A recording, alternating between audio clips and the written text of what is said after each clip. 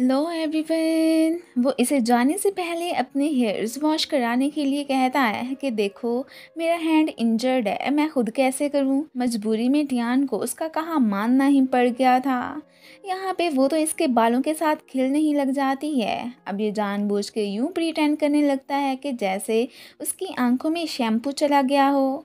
अब वो उसे कंफर्ट करने के लिए उसके क्लोज आ ही जाती है। यहाँ पे अब ये उसके फेस पे झाग लगा देता है। वो गुस्सा करती फिर इसे ऐसे ही छोड़ के चली जाती है। एक्चुअली में आज टियान का कोई और इम्पोर्टेंट काम नहीं, बल्कि वो पूरा दिन बहुत अरसा बाद लड़कियों की तरह गुजारना चाहती थी। इसलिए खूब सारी शॉपिंग करती है। साथ में इतना सारा इंजॉय करने के बाद वो काफ़ी खुश भी लग रही थी। इधर ये परेशान कि टियान अभी तक वापस क्यों नहीं आई। उसे कॉल्स करता है, बट आज के दिन तो टियान ने अपना फ़ोन भी स्विच्ड ऑफ ही कर दिया था।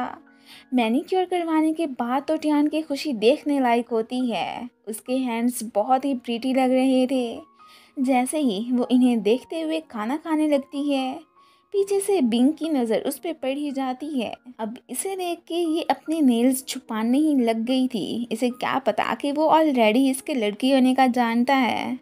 बिंग भी फिर वैन बिंग बनते हुए जानबूझ के ट्राइयाँ करता है कि ये अपने नेल्स उसे शो करवा ही दे, पर वो भी आगे से टियान थी, इसलिए अपनी आइडेंटिटी इतनी ईजिली से कैसे रिवील कर सकती थी। अब ये उससे पूछता है कि ये तुमने मैनीक्योर कितने पैसों का करवाया है। अब मनी का जिक्र तो उसके मुंह से निकल ही जाता है। वह अब बात को संभालने के लिए कहने लगती है कि असल में मैं अपनी गर्लफ्रेंड के साथ डेट पे आया था, तो उसी ने ही मुझे ये सब करवाया। शाओ को वो इससे अपनी गर्लफ्रेंड कह के ही इंट्रोड्यूस करवाती है एंड फिर वहाँ से उसे लेती फौरन से चली जाती है। कोच माँ ने चंद दिन आइस हॉकी टीम को रेस्ट करने का ऑर्डर दे दिया था एंड ये भी सख्ती से कहा था कि बिंग इन दिनों जस्ट अपने रूम में रेस्ट ही करेगा, उसे जाने की ज़रूरत नहीं है। ये सब तो आउटिंग पे जाने के लिए काफ़ी एक्साइटेड हो जाते हैं, पर मसला ये कि इन्हें बिंग को साथ ना ले जाने पे अफसोस भी हो रहा था। अब उससे तो इन्होंने कोई बहाना बना के ही मस्ती करने जाना था ना, सो ये काम करने के लिए वो टियान को ही चूज़ करते हैं। यह बुरा सा फेस बना के बिंग के पास आती है कि यार तुम कितने लकी हो, कोच माँ ने हम सबको ट्रेनिंग जाने के लिए कहा है और तुम्हें यहाँ पे रेस्ट करने के लिए। मन में तो यहाँ से जाने की एक्साइटमेंट में उसके लड्डू ही फूट रहे थे। वो हैरान कि क्या सच में ये लोग मुझे छोड़ के जा रहे हैं। अगले दिन उसके उठने से पहले ही टियान चली गई थी, पर इसके लिए लंच बना के ही जाती है। ये लोग अपनी डेस्टिनेशन पे पहुंच ही आए होते हैं। साथ में फ़ोटोज़ क्लिक भी करने लग गए थे। वो बहुत ही खुश लग रहे होते हैं। सोशल मीडिया पे डालने से पहले इन्होंने बिंग को ब्लॉक कर दिया था। टियान मिनजुन को ब्लॉक करना भूल जाती है। सो जब इनकी पिक्चर्स वो बिंग को दिखाता है तो वो शॉक के टियान, मैं तुम्हें नहीं छोड़ूंगा, तुम मुझसे झूठ बोल के गई। होटल आके टियान को पता चलता है कि रात को उसे वेलियान के साथ रूम शेयर करना पड़ेगा। वो बहुत ही अपसेट हो जाती है कि अब क्या करूँगी। वो अपना कुछ सामान पीछे भूल गई थी, सो जहन को कॉल करके वो इसे होटल आने को कहती है। अब उसके साथ साथ मैंगना भी उधर ही जा रही थी, सो इन्हें जल्दी में एक ही गाड़ी में बैठना पड़ जाता है।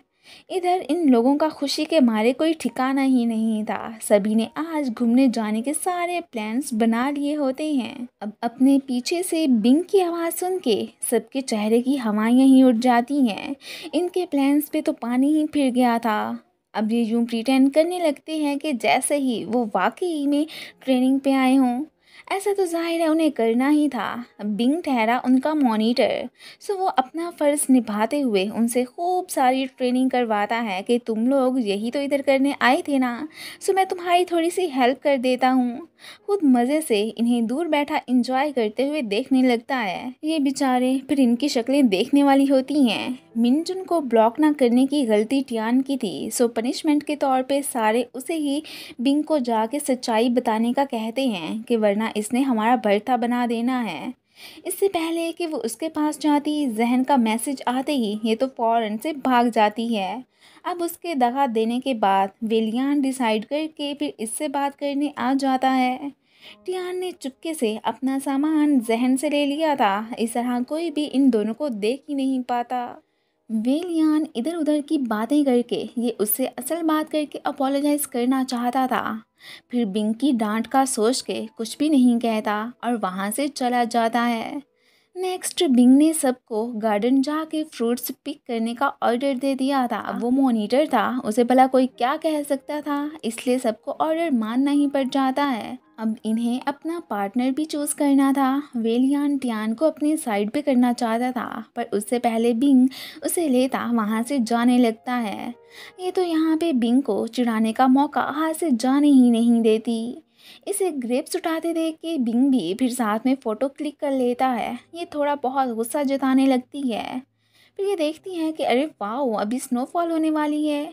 इसे तो अब मौका मिल जाता है, तो इसलिए वो टियान को एक स्टोरी सुना के कहने लगता है कि एक दफ़ा एक पर्सन ने दूसरे को झूठ बोला था और बस गॉड ने पनिशमेंट देने के लिए ही स्नोफॉल कर दी। तब से ही ऐसा होता आ रहा है। अब ये तो समझ गई थी कि लगता है बिंग को सारी सच्चाई का पता चल गया है। सो वो अपनी गलती मान के उससे सॉरी बोलने लगती है कि माना, मैंने तुमसे यूं झूठ बोला, पर मैं तुम्हें सच का बता के तुम्हें हर्ट नहीं करना चाहती थी। ये बेचारा कंफ्यूज कि टियान मेरा बेस्ट फ्रेंड है या बिंग का। इसे खोया खोया देख के एक लड़का बनाना फिर इसे खिला ही देता है। इसे उससे एलर्जी थी तो इसलिए ये बेहोश। स्नोफॉल स्टार्ट हो चुकी थी। टियान तो बहुत इंजॉय करने लगती है और साथ में अपने फेवरेट पर्सन के साथ, तो फिर और ही ज़्यादा मज़ा आ जाता है। तभी जंपिंग करते हुए वो गिरने ही लगती है कि बिंग उसे पकड़ लेता है। इसी दौरान उसके पाँव में चोट भी आ गई थी। वो इसे लेके एक साइड पे बैठ जाता है। यहाँ पे टियान को पता चलता है कि बिंग तो आइस हॉकी को लेके बहुत ही पैशनेट है। बचपन से ही ये आइस हॉकी प्लेयर बनना चाहता था, इसलिए चाहे जो भी कंपटीशन हो वो अपना बेस्ट देने का सोचता है। ये छोटा बड़ा कुछ नहीं सोचता।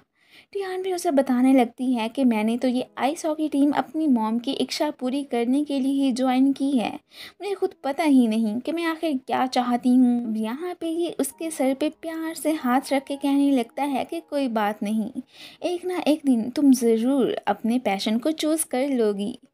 फाइट के दौरान मिंगना की स्कर्ट फट जाती है। जहन को बुरा फील होता है तो वो अपना कोट उतार के फिर उसे पहना देता है। उसका ये गेस्चर मैंगना को बहुत ही अच्छा लगता है। सो वो इसके साथ ही अब बिंग से मिले बगैर वापस जाने का डिसाइड कर लेती है कि अब की बार मनी मैं ही पे करूँगी। इन्हें मेट्स को ज्वाइन करके पता चलता है कि वेलियान की पीछे तबीयत खराब हो गई थी। इसी दौरान गलती से सबको ये मालूम हो जाता है कि आज टियान बिंग के लिए लंच बना के आया था। वो सभी इन्हें अजीब सी नज़रों से देखने लगते हैं कि आखिर तुम लोगों का क्या चक्कर चल रहा है। अब बिंग सबका ध्यान बटाने के लिए उन्हें कहता है कि क्या तुम लोगों को पता है कि टियान की एक गर्लफ्रेंड है, उसी के लिए ही इसने खाना बनाया तो मेरे लिए भी रख लिया। और वाकई में ये सब इनकी बातें छोड़ के अब उससे उसकी गर्लफ्रेंड का पूछने लगते हैं। इधर ये लोग अपनी मंजिल तक पहुंच आए थे। इसने उसे अपना कोट दिया था, सो बदले में मैंगना उसे अपना मफलर दे देती है कि बहुत ठंड है इसलिए ये तुम्हें प्रोटेक्ट करेगा। अब तब ये सोचने लगता है कि मैंगना ख्याल रखते हुए कितनी क्यूट लगती है। टियान को अपनी लड़की होने पे गरूर होने लगा था कि मैं यहाँ पे सबसे ज़्यादा अच्छी सब्ज़ी बना के दिखाऊंगी। बट जैसे ही वे लियान की स्किल्स को देखती है तो उसका मुंह खुला का खुला रह जाता है। प्याज को छीलते वक्त तो बिंग और टियान की हालत ही ख़राब हो गई थी। इवन के इनकी आंखों में आंसू ही आ गए थे। रात को कुछ उठाने से रोकने के लिए वेलियान का हाथ इसके हाथ से टच हो जाता है। अब इसके साथ रूम में जाते हुए वो बहुत ही ऑकवर्ड फील करने लगती है कि मैंने पहले बिंग के अलावा और किसी से भी रूम शेयर नहीं किया, अब पता नहीं क्या होगा। तभी सामने बिंग को बैठा देख के शॉक, वो आज रात इन्हीं के रूम में ही सोने वाला था। अब ध्यान थोड़ा सा रिलीफ फील करती है। रात को सोते वक्त वो बहुत ही टेंशन में दिख रही थी कि अब मैं इन दोनों लड़कों के साथ कैसे सो पाऊंगी। ये नोट करके बिंग ना सिर्फ खुद बल्कि वेलियान को भी परे धकेल देता है। ये देख के टियान खुश और अब वो बड़े मज़े से कंफर्ट होकर सोने लगती है। बिंग ने ये सब उसी के लिए ही तो किया था, इसलिए बाद में टियान को सोता देख के स्माइल करने लगता है। मिनजुन की नज़र कोशमा पे पड़ती है, जो कि इस वक्त अपनी गाड़ी का टायर बदलने में बिजी थी। वो किसी की भी हेल्प नहीं लेती। अब ये फिर उनकी हेल्प करने लग जाता है। उसी वक्त कोच माँ को बहुत ही अच्छा लगता है, यूं मानो कि जैसे इन्हें उससे लव हो चुका हो। जब वो इसके फेस को साफ करने लगती हैं तो तब मिनजुन की धड़कनें एकदम तेज ही हो गई थी और वो शौक, उसने तो अब इनसे अपना नंबर भी एक्सचेंज कर ही लिया था। बेलियान जब वॉशरूम जाने के लिए उठता है तो तब वापसी पे टियान और बिंग के दरमियान ही सो गया था और बड़े प्यार से फिर टियान के फेस की तरफ देखने लग जाता है। इतने में इसे बिंग का जोरदार थप्पड़ पड़ता है। अगले दिन तो इसके फेस पे वही वाले निशान देख के सभी हैरान, और इधर बिंग के बालों की हालत खराब। फिर भी वो हैंडसम ही दिख रहा था। टियान तो मन में सोचने लगती है कि अगर इसे वो डिजीज़ ना होती तो ये अपनी खूबसूरती को देख पाता। अभी वो ये सोच ही रही होती है कि तभी अचानक कोचमा कॉल करके इन्हें वापस बुलाती हैं। वो तो काफ़ी गुस्से में लग रही थी। उन्हें पता जो चल चुका था कि इनके पीछे पीछे बिंग भी इनके साथ ही गया था। आखिर को उन्होंने इसे रेस्ट करने को कहा था। वो इस सब का जिम्मेदार खुद को ही ठहराता है और साथ में कोचमा से इनको पनिशमेंट देने के लिए रोकता है कि सारी गलती मेरी ही थी। वो इन्हें कुछ नहीं कहती। साथ में इन्हें एक स्कूल के साथ होने वाले कंपटीशन के बारे में बताने लगती हैं कि रेडी रहना। उसका नाम सुनते ही यहाँ पे वेलियान तो बहुत ही ज़्यादा परेशान हो जाता है। अब आखिर ऐसा क्यों, इसके बारे में तो हमें आगे जाके ही पता चलेगा। मैंगची को जब इस बात का पता चला था तो वो बहुत ही गुस्से में लग रहा होता है एंड वो कोच माँ से बात करने की ट्राई करता है कि दूसरे स्कूल के साथ तो हमें compete करना चाहिए ना कि जूनियर्स को, वो तो हार ही जाएंगे। पर कोच माँ जो फैसला कर चुकी थी सो कर चुकी थी, वो अब पीछे नहीं हटने वाली होती। अब जहन को पता चल जाता है कि जिस लड़की के साथ वो ऑनलाइन गेम खेलता है एक्चुअली में वही तो मैग्ना है, जिससे हर वक्त उसकी लड़ाई ही होती रहती है। वो तो ये जान के बहुत ही सरप्राइज। टियान शाओ को अपनी गर्लफ्रेंड प्रिटेंड करने के लिए डिफरेंट तरीके और पोज सिखाने लगती है कि किसी को भी इन पे कोई शक ना हो। और इसी के साथ ही ये पार्ट ख़त्म हो जाता है। Thanks for watching.